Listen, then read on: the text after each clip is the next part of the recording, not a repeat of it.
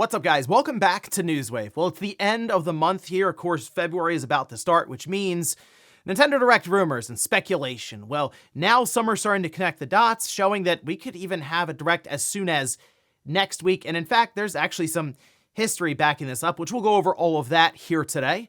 Also, we're going to be talking about Microsoft moving another first-party franchise to PlayStation, and this one, it's actually pretty big. And then we also have our next big event, this one being announced for the summer, from Jeff Keighley to look forward to. So if you guys enjoy these videos, make sure you hit that like button, helps out a ton. And if you're new here to the Spawnwave channel, make sure you subscribe down below. And of course, members for the channel do get Newswave early. If you would like to learn more about that, click the join button down below. And we're going to start today with Sony and their PlayStation 30th anniversary themes that they've actually left on the PS5 for longer than I thought they would, and it does appear that they're going to be removing them to close out January. We can see this over on their official account. They say, thank you for the fantastic response to the classic PlayStation, PS2, PS3, and PS4 limited time console themes, which we'll be leaving tomorrow, that being today. Due to the positive response on these 4 themes, we're doing some work behind the scenes to bring these special designs back in the months ahead. They then follow up and say, while there aren't plans to create additional themes in the future, we're excited to keep celebrating legacy PlayStation hardware with you all. So they basically just shut down the idea of custom themes or just more themes in general. I mean, the PS5 itself is sort of set up with the idea of when you highlight a game, it throws a lot at you to then highlight the game further. But here, at least it sounds like they see the feedback. They say, you know what, it would be cool to have a PS1, PS2, PS3, and PS4 theme to choose from for the legacy of PlayStation. Why are they taking it away? I see people asking this. Well, if you actually use the themes, you'll notice that it's not, I don't say it's like not quality work, but it's clearly something they set up as, oh, this will be a fun thing where we get a transparent PNG here and we'll do one here and it'll just kind of look like the PS3 cross media bar, the PS2 setup. I think they legitimately want to take it back, do more work to it, and then put it out as a higher quality experience since it's something they would then leave on the console, I assume, just going forward. So I would actually prefer them to take it back and fix it up, but add more to it, make it higher quality and release it, because that would just be a better experience. But we're also banking on the idea that they will eventually bring it back in better shape. I guess we'll see. Also, we did get some sales numbers for Prince of Persia, The Lost Crown. This was actually spotted and posted over on Twitter X's from Tim, showing an associate marketing director, global publishing at Ubisoft, where they mentioned that The Lost Crown sold 1.3 million units in its first year. So I know the game has gone on steep discounts, but still 1.3 million, just all things considered, people going out and actually buying the game is that's pretty good, I feel like, for a 2D Metroidvania style game. And I know Metroid Dread sort of set this high watermark for full-priced Metroidvania 2D games like that at 3 million copies. But I feel like Ubisoft have to understand just sort of the strength of IP in relation from Prince of Persia to Metroid. But still, at this time, it seems like that studio has moved on, I guess, to doing something with Rayman. So at least they're continuing their 2D type of game going forward. But I actually think that's pretty good for Prince of Persia. And here's hoping that Prince of Persia, the Sands of Time remake, can make it out the door, because Ubisoft looking a bit shaky right now, and it wouldn't shock me if that's one they think of maybe canceling, but cross my fingers and hoping it does make it out the door. Oh, and we had a fun surprise last night for Nintendo Switch Online members, specifically for the N64 expansion pack tier. This we can see on their official account. That's right, Ridge Racer. So they say race with up to 4 players and experience fast-paced arcade action in Ridge Race 64. It's available right now. So they just basically made the announcement and dropped it right into the service. That is the fun part about some of these subscription services. You don't really need a release date. You can just drop it in the expansion pack, as obviously people already have it, and they boom, get access to Ridge Racer 64. This is actually a really cool one back in the day because it was technically licensed to Nintendo. So Nintendo made this version of Ridge Racer. They even published it actually back in 2000 on the Nintendo 64. And if you take a look at it, it is certainly that crunchy arcade style racing game from way back in the day, more than 24 years ago at this time. So pretty cool, definitely worth checking out, especially since it has 4-player online gameplay. And guys, with some of the quick news out of the way, let's get into the bigger stuff. Let's start right away with the Nintendo Direct that people are expecting to happen in February. And some are thinking it could happen as soon as next week, actually. And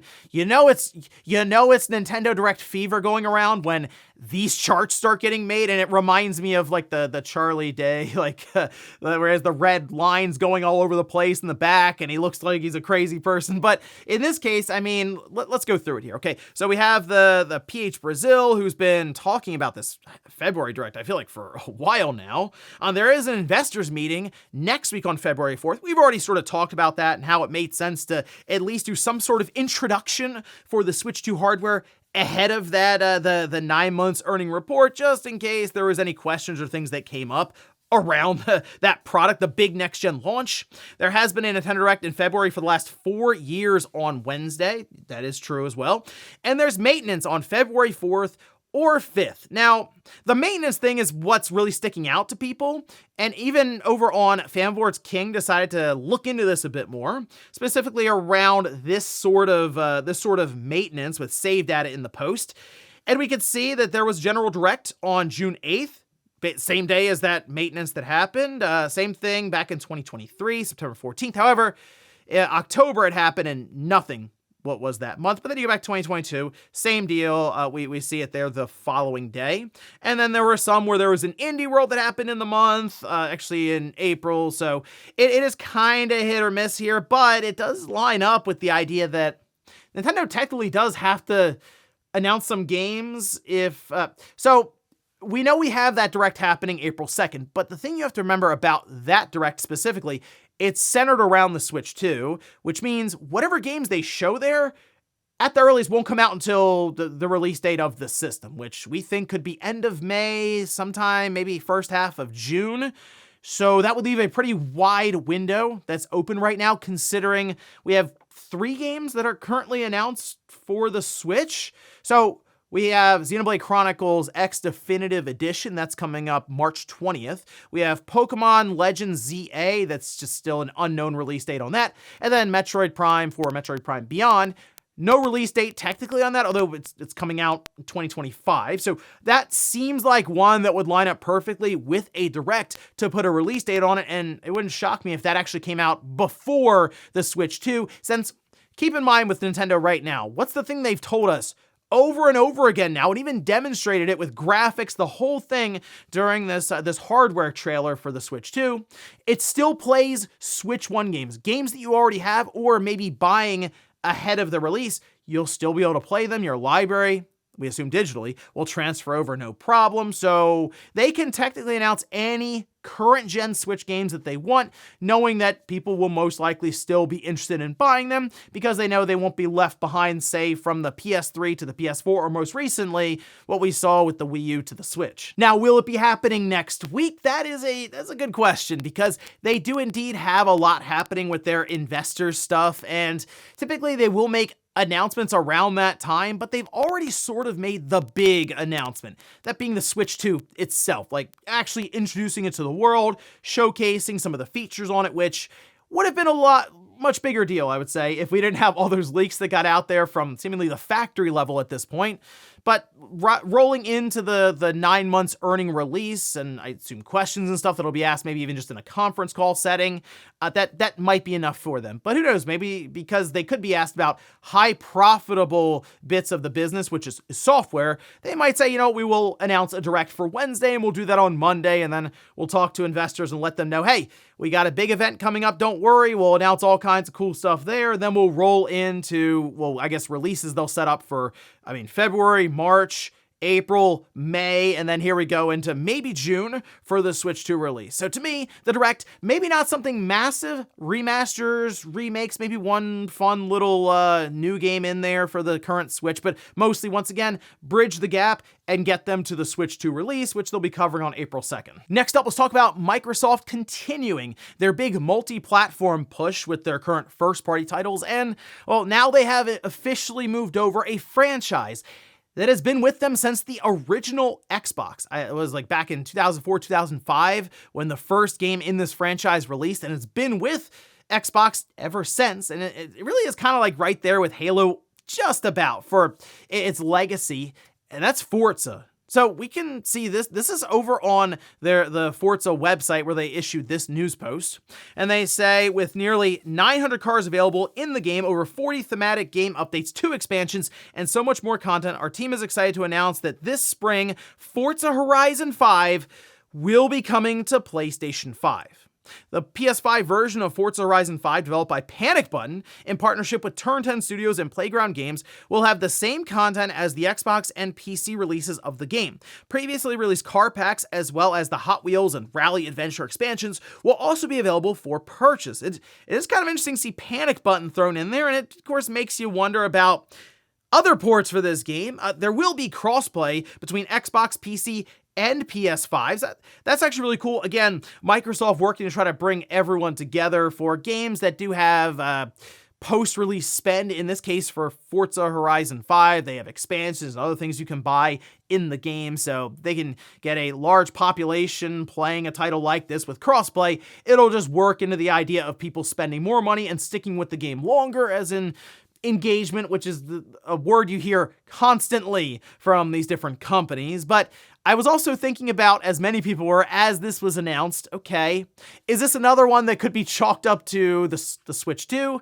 Because we've heard about Master Chief Collection going to PS5, going to Switch 2. Microsoft and Phil Spencer even saying, like, he's really excited for the Switch 2, called the Nintendo president to congratulate them on the reveal of it, saying that the 8-inch screen will do great for his old eyes and stuff. So it seems obvious that anything that can run on the Switch 2, Microsoft will get there. Anything they can move to the PS5, which should be like everything basically, right? They will get it there. And in fact, they'll even do PS5 Pro enhancements, and all of this in the name of high profitability releases. And that's what Satya Nadella has already outlined just as recently as the other day, because we discussed the idea that Microsoft, their console sales dropping, but if they could take advantage of their competitors' hardware sales by releasing their games on there, even with a 30% cut going to that platform holder, technically it works out for them. And now we're seeing very interesting push, an interesting strategy from a platform holder to release games that would normally entice people to buy your hardware just on other hardware. So I'm curious what next generation will really look like for Microsoft, because they continue to change strategies mid-gen, and I don't think they were expecting this kind of push when they first released the Series X and the Series S. So here we are now with Forza Horizon 5 moving over to PlayStation. Seems like the Master Chief Collection is inevitable at this point, as Forza was one of the big games, the big franchises that were just completely attached at the hip to Xbox. Not anymore. So I do think Master Chief Collection is next. Seems like Forza Horizon 5 will be a spring release, as they're saying here. Maybe Master Chief Collection will be a fall release, and Halo Everywhere crossplay, the whole thing. That could actually be pretty cool, and would be, I think, a big deal for Halo in general, as it does need a bit of a shot in the arm, some sort of resurgence here, and that might be it. So we'll see how Forza Horizon 5 does on PlayStation. We're going to wait for that release date, and something tells me it should do well there, because I don't really know any other kind of big open world racing game of that quality that's on the PlayStation 5, considering Gran Turismo 7, while it's very good, is just like a track racer that's more comparable to the traditional Forza style game. So we'll see as we get towards spring release date and how it does. Next up, let's talk about Summer Game Fest, as we did get the official announcement for it. We can see this posted up. This is by Jeff Keighley on his official account. Mark your calendar for Friday, June 6th. Summer Game Fest returns to YouTube Theater in LA to showcase what's next from the entire video game industry. Streaming live everywhere. So they'll have the Summer Game Fest play days from IM8bit for media and influencers in downtown LA. That'd be kind of interesting to check out. Of course, always depends on what games are being demoed, what companies are there, and it has been it's been an interesting on and off kind of year for Jeff. So with Summer Game Fest, clearly it does come down to what games are being released or what games are ready to be revealed, and there are some that are still kind of just hanging out right now in the background that I've been waiting to hear more about, like Tomb Raider or Wonder Woman, that seem to have just disappeared completely. And there, of course, are always rumors floating around about like a Half-Life 3 and stuff, and I'm sure that'll come up in different predictions, and his show is sort of a grab bag of companies and what they can actually bring out for it. And now maybe you would see Nintendo make some moves there. Microsoft clearly is announcing stuff all over the place, and they sort of still have their own kind of conference that they do, but they also seem to announce stuff at Summer Game Fest and even demo it there. So I feel like this could end up being a pretty big year for Jeff. Of course, again, depending on the releases, but it's that situation of there's just no E3. Here we go again into summer without one, so you kind of got to look around and go, okay, what do we have? Jeff Keighley and Summer Game Fest, and then we'll look towards him for Gamescom, and then we'll look towards him for the Game Awards at the end of the year. Pretty much looking towards him for all these major events. So I guess, yeah, one person really is kind of running the video game showcases throughout the year. And in our last bit of news, we have a bit of an update on the BioWare situation, as EA outlined the restructuring as people moving away from BioWare into other sectors of EA to help with different games that are in development or currently in like live service sector where they constantly need some sort of development for different updates. In this case, though, it does appear that, yes, there are a number of layoffs that have technically happened, and this is sort of what I mentioned as people are reassigned. EA maybe realizes that their position is then redundant because BioWare is in the pre-production phase of Mass Effect, and they won't have to ramp up for full-scale production maybe for a couple of years. But this is actually being followed right now and tracked over on Reddit, as these are things that are popping up kind of in real time right now as they're being shared on LinkedIn, Blue Sky, and other forms of social media, where BioWare's restructuring has just led to termination of Dragon Age Veilguard's lead writer, lead editor, narrative editor, and then also BioWare producer, associate game producer, senior product manager, senior systems designer, all people who have currently been let go. And it does kind of feel like a bit of a reset for BioWare. As was mentioned, they're more agile. When you hear that, you go, okay, no, that means you just shrunk down quite a bit, and you're sort of envisioning how you are going to tackle development of what will be it's going to be a big game. Mass Effect, maybe they structured a bit differently, so it's more streamlined. It's not going to be like a cheap single A, double A style game. They're going to push the envelope a bit on this one because it really does feel like it's BioWare's last shot at this thing. It has not been a good run over the last decade plus for BioWare at this point. So I feel like they have to have a home run with Mass Effect. And sure, they went back and got a lot of the veteran developers and producers for this Mass Effect game. It's also not going to be out for a while, so it's going to be a bit, I think, before they ramp up development, full-scale development, and I still think it's a game we'll probably see on the PlayStation 6 and the next-gen Xbox, and I'm, again, estimating probably 2030. But yeah, not too much of a shocker after the way it was worded by EA and the post that was put out there on BioWare's site, where they're reassigning people, they're becoming more agile. Generally, that means that layoffs are to follow. And before we go to the comments of the day, we'll take a look at the poll that I posted up yesterday. Ladies and gentlemen, that's Game of the Year madness. It continues on here with, it looks like Astrobot, 58% to 42%, which means Astrobot has indeed won Game of the Year madness. We did it in about 31 days, went through more than 30 entries here. And it was a lot of fun. There were some big upsets. Like I said, Indiana Jones went pretty far. Actually, Space Marine 2 was taking out some top Cs there, as well as we saw Stellar Blade also make a run. So for the most part, it was a lot of fun. It was an interesting year. While I thought Astrobot would end up winning and it was my pick, there's still some interesting matchups there that didn't necessarily go the way that I thought they would. But Astrobot, there you go. And I mean, it's what we're seeing, I don't say across the board, but at many different award shows where Astrobot just kind of taking almost the clean sweep at times, but certainly Game of the Year. And it really just goes to show, if your game is fun and it feels high quality in general because, it works out of the gate and isn't completely broken, yeah, that's generally good enough even to be one of the best games or the best game of the year. I am curious if the games industry takes note of what Astrobot was able to do in 2024, but even if they do, we probably won't realize or really feel those kind of changes for a few years just because of how long game development really takes. And we'll finish up with the comment of the day as you're seeing here. This is from Ben, who says, I still can't believe Capcom hasn't done anything with Dino Crisis. Yeah, I feel like they will, but we've had some weird comments around this. Like Shinji Mikami mentioned this pretty recently. This is 4 or 5 months ago. This is a Eurogamer. Check this out. This is after he found out that fans voted that they want Dino Crisis to return. That was part of that survey that Capcom released. But he said, when hearing this, I'm very surprised to hear that. The awesomeness of dinosaurs and the stuff you can do with dinosaurs, that's been kind of really nailed down by Monster Hunter in recent years. So even if I were to decide to make a remake or a new version of Dino Crisis, I don't really feel that there's a whole lot of space for that kind of game right now, just since Monster Hunter has become such a big game. But yet it's surprising. I don't think I would compare Dino Crisis to Monster. That's like the last game. I would have compared Dino Crisis to Resident Evil. It's like, yeah, they kind of already have that horror like series locked down at this point, and they are releasing them almost rapid fire or as fast as they can.